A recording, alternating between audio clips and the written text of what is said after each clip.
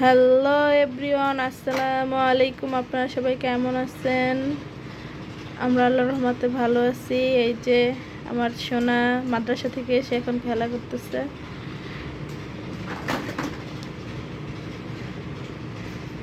এত খেলনা তোমার? বাবা, কত খেলনা! তো এখন হচ্ছে বাজে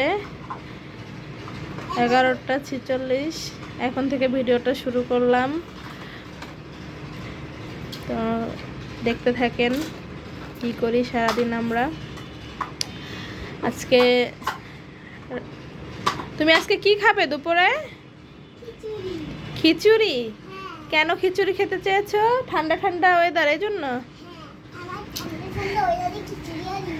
রাতে যখন বৃষ্টি নামছে তখন সে বলতেছে, মানে রাত 10টার পরে, আম্মু কালকে তুমি দুপুরে আমার জন্য ভুনা খিচুড়ি আর ইলিশ মাছ ভাজা খুব জমিয়ে খাবে সে।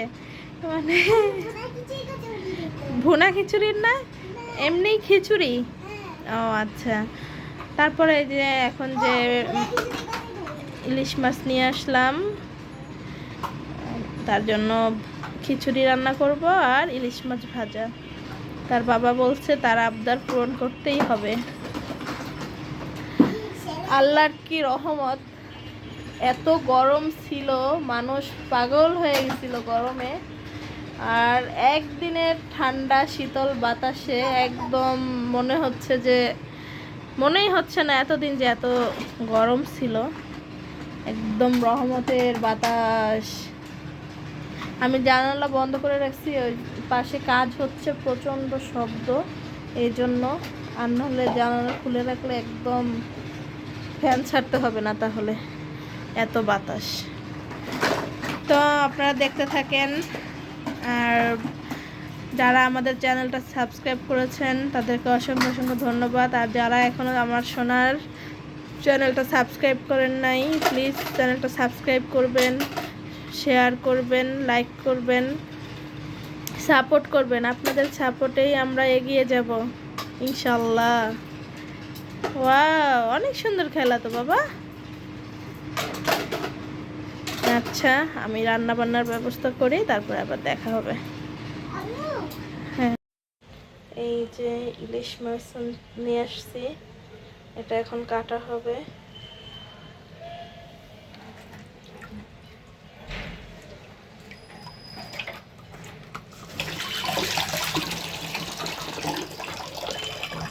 আর এখানে আমি মুগের ডাল ভিজিয়ে রেখেছি।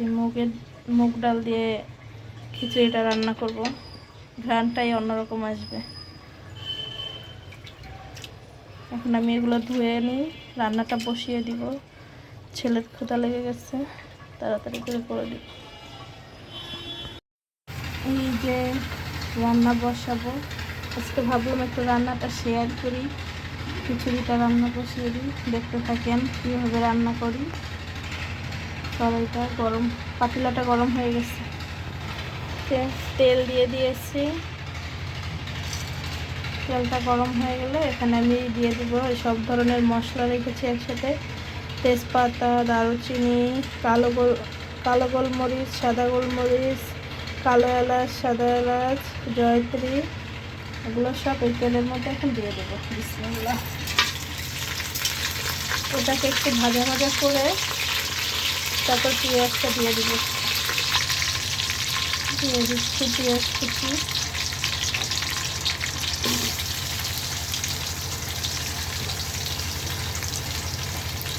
তার সাথে দিয়ে দেবো কাঁচামরিচটাও। আমি এখানে কাঁচামরিচ দিয়ে খিচুড়িটা রান্না করব, কারণ ছেলে খাবে, তো ঝাল খেতে পারবো না, এজন্য।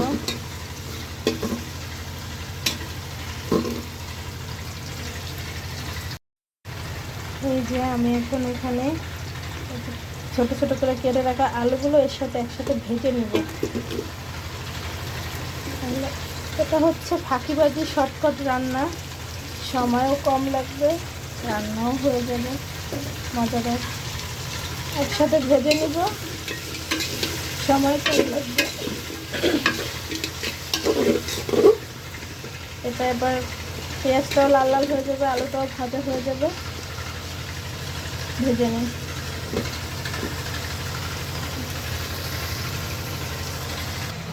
আর এখানে আমি চাল আর ডালটা, এখানে আমি চিনি গুঁড়া পোলাওর চালটা নিয়েছি,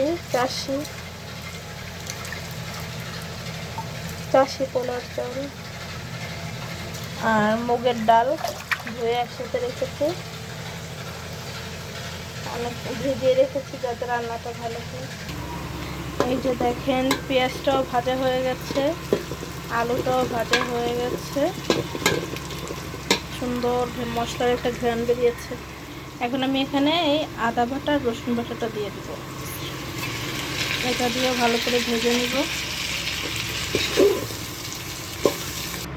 এই যে আমি আদা রসুনটা ভেজে একটু মশলাটার কষানোর জন্য পানি দিয়ে দিয়েছি।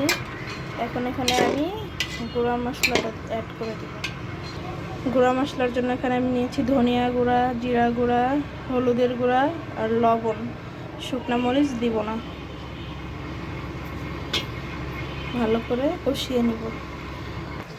এই যে মাছটা শাশুড়ি মা কেটে দিয়েছে, আমি পরিষ্কার করে ধুয়ে নিলাম। এখন লবণ হলুদ মাখিয়ে ভেজে নিব, ভেজে তারপরে একটু ভুনা ভুনা করব, মানে হালকা মশলা মশলা থাকবে, তাহলেই আমার মনে হলো খেতে বেশি ভালো লাগবে। শুধু তেলে ভাজাটা একটু জানি কেমনই লাগবে।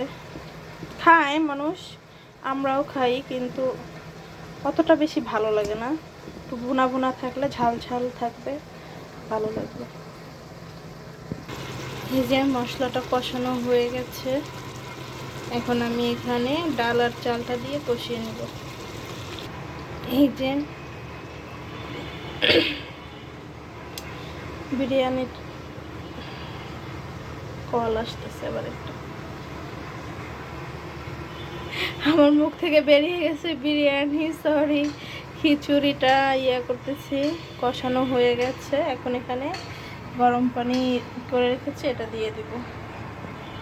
এখনই এত সুন্দর একটা ঘ্রাণ বের হয়েছে, মুগের ডাল পোলাওয়ের চাল, মানে বলার মতো না, অনেক সুন্দর একটা ঘ্রাণ।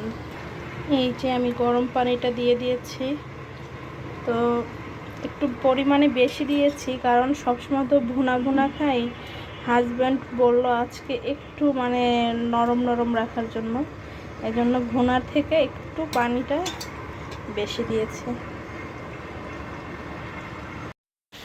রান্নাটা করতে করতে কারেন্ট চলে গেছিলো, এই জন্য শেয়ার করতে পারি না। তো আমার খিচুড়ি হয়ে গেছে, তো আমি একটু নরম করতে চেয়েছিলাম, কিন্তু অতটা বেশি নরম হয় নাই, সেই ভুনা ভুনা টাইপেরই হয়ে গেছে। আর এখানে আমি ইলিশ মাছ ভুনা করার জন্য সরিষার তেল দিয়ে দিচ্ছি বেশি করে, কারণ ইলিশ মাছটা সরিষার তেল দিয়ে ভুনো করলেই বেশি মজা হয়। বেশি পরিমাণে তেলটা দিয়েছি। ফোনে চার্জও নাই, ফোনটা চার্জে বসাবো।